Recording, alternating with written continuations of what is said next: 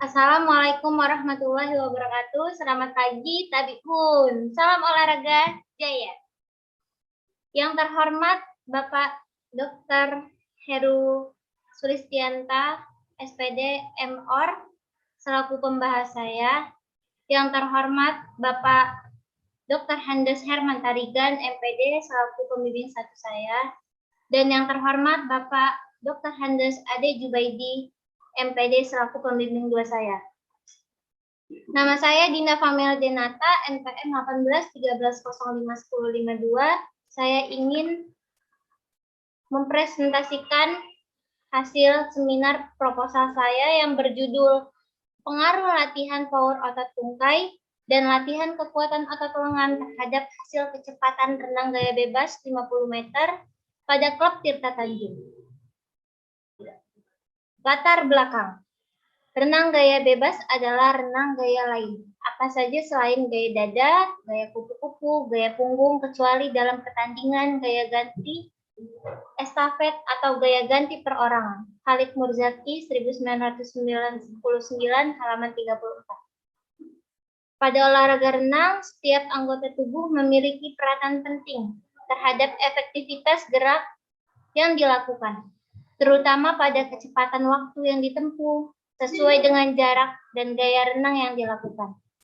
Faktor mendasar yang harus dimiliki oleh perenang adalah kecepatan, penguasaan, keterampilan, teknik, dan kondisi fisik. Adapun komponen kondisi fisik yang sangat mendukung pencapaian keberhasilan dalam melakukan renang gaya bebas adalah power otot tungkai dan kekuatan otot lengan. Gerakan tungkai dan lengan dimiliki perenang menyebabkan gerakan maju yang berhasil mendorong air ke belakang. Kekuatan lengan berfungsi menambah dorongan maju ke depan. Berdasarkan pengamatan yang dilakukan dalam pembelajaran renang gaya bebas pada murid Klub Tirta Tanjung, dapat dilihat masih banyak perenang yang masih belum mengoptimalkan power otot tungkai dan kekuatan otot lengan. Hal ini ditunjukkan pada saat berenang, sebagian perenang masih melakukan kesalahan pada saat melakukan renang gaya bebas. Antara lain, sebagian perenang pada saat melakukan gerakan mengayuh lengan atau melakukan gerakan memutar lengan masih kurang baik sehingga memperlambat kecepatan renang. Pada saat melakukan renang gaya bebas, belum menimbulkan dorongan yang maksimal. Dan juga gerakan kaki yang masih kaku seharusnya bisa lebih rileks saat bergerak. Kemudian kaki hanya digerakkan dari lutut sampai ke bawah. Seharusnya kaki digerakkan mulai dari pangkal paha sampai ke bawah. Berdasarkan latar belakang yang telah diuraikan, penulis tertarik untuk melakukan penelitian yang berjudul Pengaruh Latihan Power Otot Tungkai dan Latihan Kekuatan Otot Lengan terhadap Kecepatan Renang Gaya Bebas 50 meter pada Klub Tirta Tanjung. Identifikasi masalah. 1.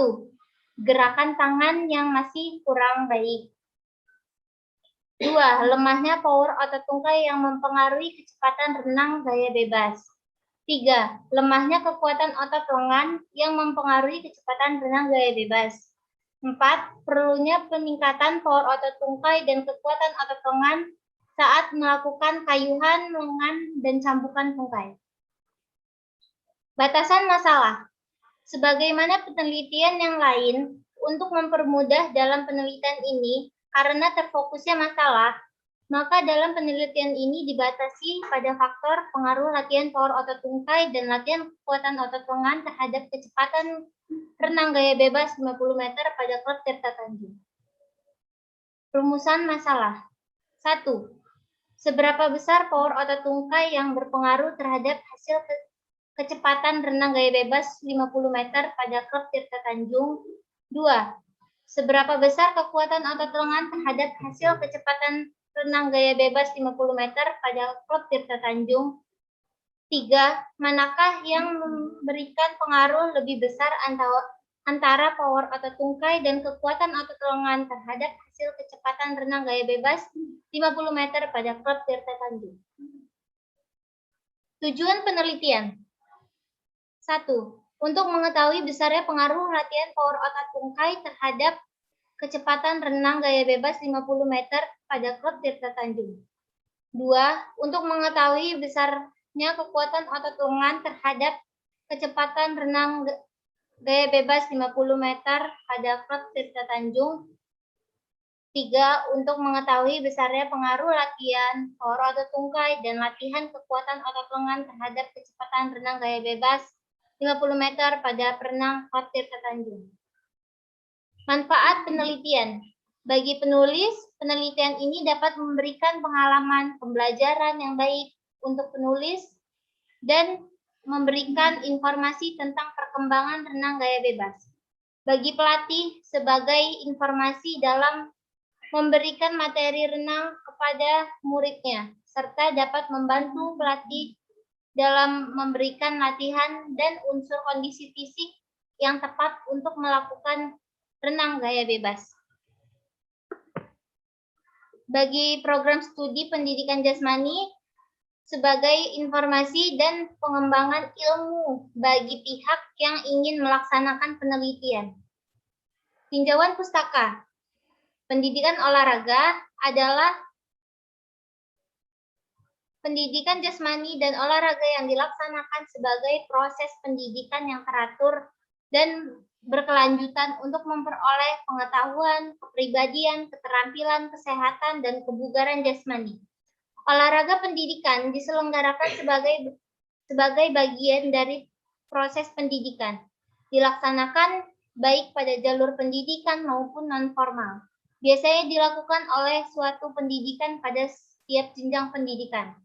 Pengertian olahraga, Mutahhir 2005.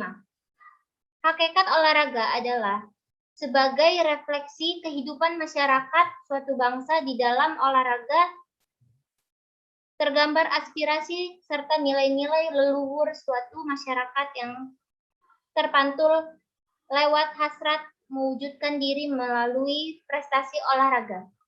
Ruang lingkup olahraga. 1. Olahraga pendidikan, olahraga prestasi, olahraga rekreasi. Tahapan pemanduan dan pembinaan bakat. Pemanduan dan pembinaan atlet usia dini dalam lingkup perencanaan untuk mencapai prestasi puncak memerlukan latihan jangka panjang, kurang lebih berkisar antara 8 sampai dengan 10 tahun secara bertahap. Kontinu, meningkatkan dan berkesinambungan dengan tahap-tahap sebagai berikut. 1. Pembibitan atau pemanduan bakat. 2. Spesialis cabang olahraga. 3. Peningkatan prestasi. Menurut Koni, dalam proyek Garuda Emas 2000, halaman 11 sampai 12. Belajar gerak. Tarigan Herman 2019, halaman 25.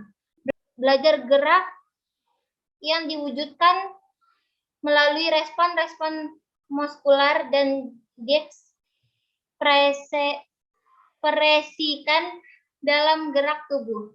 Di dalam belajar gerak, yang dipelajari adalah pola-pola gerak, keterampilan tentunya, misalkan gerak-gerak keterampilan olahraga. Belajar latihan. Ada 3 tahap belajar yang harus dilalui oleh siswa untuk dapat mencapai tingkat keterampilan yang sempurna. 3 tahapan belajar gerak ini harus dilakukan secara berurutan. Apabila 3 tahapan belajar gerak ini dilakukan oleh guru pada saat mengajar pendidikan jasmani, maka guru tidak boleh mengharap banyak dari apa yang selama ini mereka lakukan, khususnya untuk mencapai tujuan pendidikan jasmani yang ideal. Tahapan belajar gerak yang dimaksud adalah 1. Tahapan kognitif, 2. Tahapan asosiatif, 3. Tahapan otomatis. Hukum latihan. Hukum latihan akan menyebabkan makin kuat atau makin lemah hubungan stimulus dan respon. Semakin sering suatu tingkah laku dilatih atau digunakan, maka asosiasi tersebut semakin kuat. Hakikat latihan. Secara sederhana, latihan dapat dirumuskan yaitu segala daya dan upaya untuk meningkatkan secara menyeluruh kondisi fisik dengan proses yang sistematis dan berulang-ulang Dengan kian hari, kian bertambah jumlah beban latihan, waktu atau intensitasnya. Seseorang melakukan latihan dikarenakan merupakan suatu bentuk upaya untuk mencapai suatu tujuan. Latihan bukan hal yang baru. Sudah sejak zaman dahulu, latihan dilakukan secara sistematis untuk menuju suatu tujuan tertentu. Prinsip latihan. 1. Prinsip beban berlebih. 2. Prinsip individualis. 3. Densitas latihan atau kekerapan latihan. 4. Prinsip kembali asal. 5. Prinsip spesifik. 6. Prinsip pulih asal. Power otot tungkai. Menurut Muhammad Sujoto 1988 halaman 58, power adalah kemampuan seseorang yang melakukan kekuatan maksimum dengan usaha yang dikerahkan dalam waktu yang sependek-pendeknya. Latihan power otot tungkai, latihan pliometrik, yaitu latihan pliometrik. Menurut Redfield dan Ferentinos menyatakan latihan pliometrik adalah suatu latihan yang memiliki ciri khusus, yaitu kontraksi otot yang sangat kuat yang merupakan respon dari pembebanan dinamik atau perenggangan yang cepat dari otot-otot. Bentuk-bentuk latihannya adalah lunge, skipping, dan squat. Kekuatan otot lengan. Kekuatan otot lengan adalah kemampuan kondisi fisik seseorang tentang kemampuannya dalam penggunaan otot untuk penerimaan beban sewaktu bekerja. Kekuatan yaitu komponen kondisi fisik seseorang yang berkaitan dengan kemampuan mempergunakan otot untuk menerima beban sewaktu bekerja. Sujoto 1995 halaman 8. Bentuk latihan kekuatan otot lengan yaitu push up dan plank.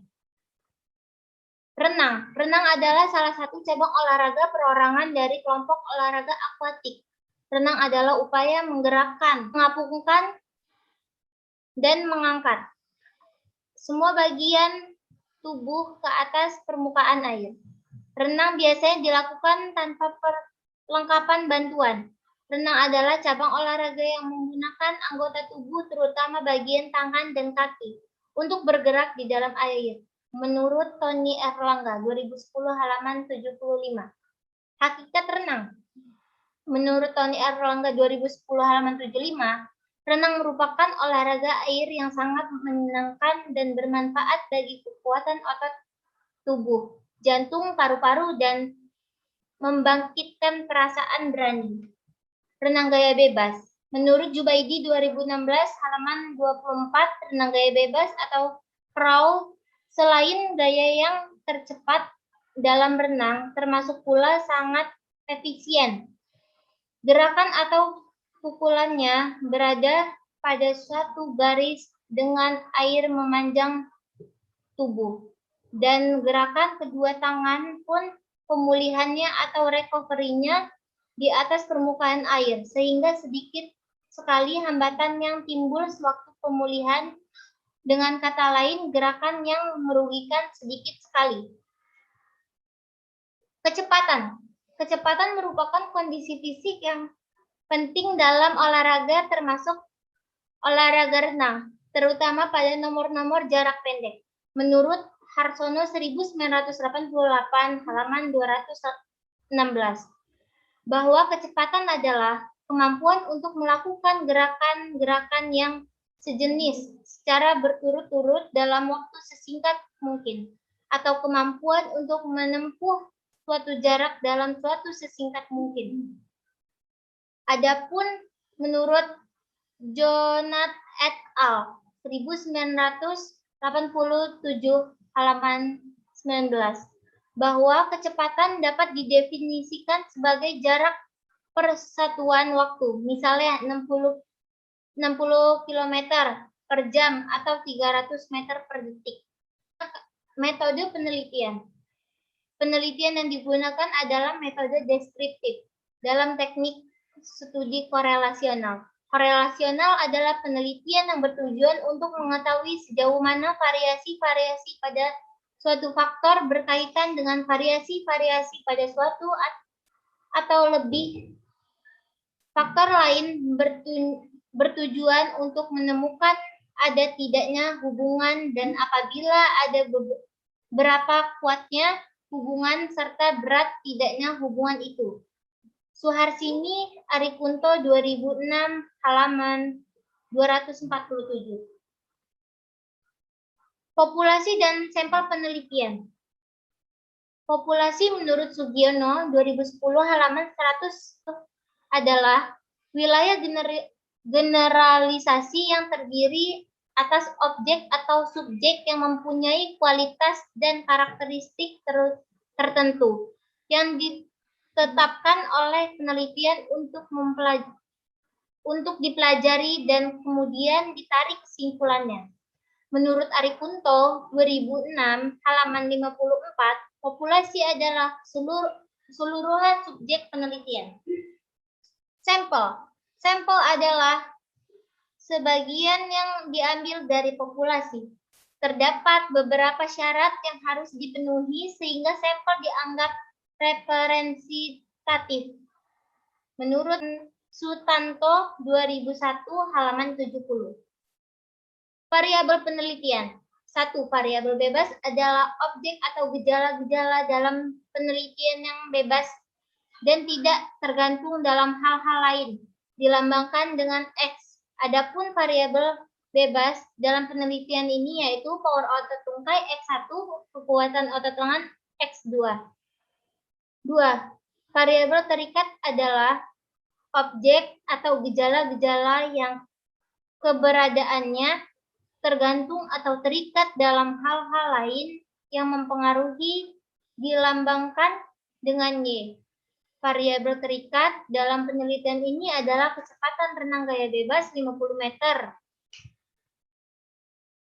Desain penelitian. Menurut Arikunto 2006 halaman 44, desain penelitian adalah rencana atau rancangan yang dibuat oleh peneliti sebagai ancar-ancar kegiatan yang akan dilaksanakan. Sedangkan menurut Sugiono 2015, desain penelitian adalah cara ilmiah untuk mendapatkan data dengan tujuan dan kegunaan tertentu. Desain penelitian yang digunakan pada penelitian ini adalah pre-test dan post-test design. Instrumen penelitian. Menurut Arikunto Suharsini 2002 halaman 136, instrumen adalah alat atau fasilitas yang digunakan penelitian dalam mengumpulkan data agar pekerjaannya lebih mudah dan hasilnya lebih baik sehingga mudah diolah. Pengukuran power otot tungkai yaitu memakai vertical jump. Pengukuran kekuatan otot lengan yaitu memakai push and pull dinamometer. Dan pengukuran kecepatan yaitu memakai stopwatch. Teknik analisis data. Menurut Surisman 2010, jika kita memperhatikan definisi statistika, maka fungsi pertamanya adalah mengumpulkan data mentah, yaitu data yang belum mengalami pengolahan apapun. 1. Uji prasyarat. Syaratan analisis. Dalam menguji hipotesis, penelitian akan dilakukan beberapa langkah. Uji prasyarat meliputi A. Uji normalitas data. B. Uji homogenitas data. C. Uji hipotesis. Terima kasih. Demikian video seminar proposal saya, kurang lebih saya mohon maaf.